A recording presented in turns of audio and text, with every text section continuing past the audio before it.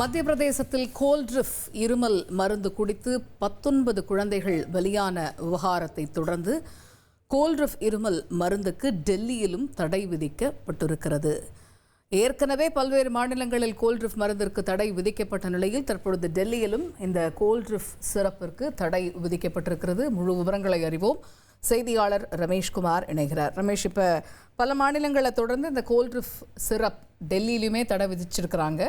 இது பற்றி சுகாதாரத்துறை சொல்லியிருக்கிறது, என்ன விவரங்கள்?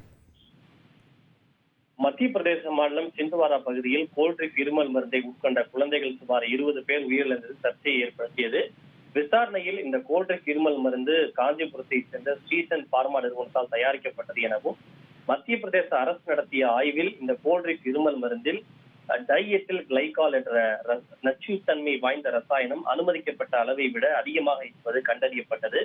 இதனைத் தொடர்ந்து இந்த இருமல் மருந்துக்கு மத்திய பிரதேசம், ராஜஸ்தான், உத்தரப்பிரதேஷ், பஞ்சாப் உள்ளிட்ட பல மாநிலங்கள் தடை விதித்துள்ள நிலையில் தலைநகர் டெல்லியிலும் தற்போது தடை விதிக்கப்பட்டுள்ளது.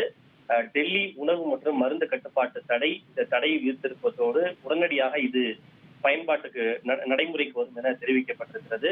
குறிப்பாக அரசு நடத்திய ஆய்வில் இதில் சுகாதாரத்திற்கும் ஆரோக்கியத்திற்கும் ஊறு விளைவிக்கக்கூடியது எனவும், இது பயன்படுத்த உகந்தது அல்ல என தெரிய வந்ததை அடுத்து முன்னெச்சரிக்கை நடவடிக்கையாக இந்த தடை விதிக்கப்படுவதாக தெரிவிக்கப்பட்டுள்ளது.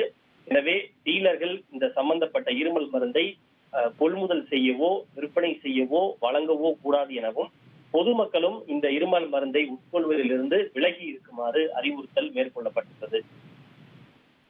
தகவல்களுக்கு நன்றி ரமேஷ். உங்கள் தந்திவன் தொலைக்காட்சியில் தெனாலிராமன் தினமும் மாலை 6 மணிக்கு காணத் தவறாதீர்கள்.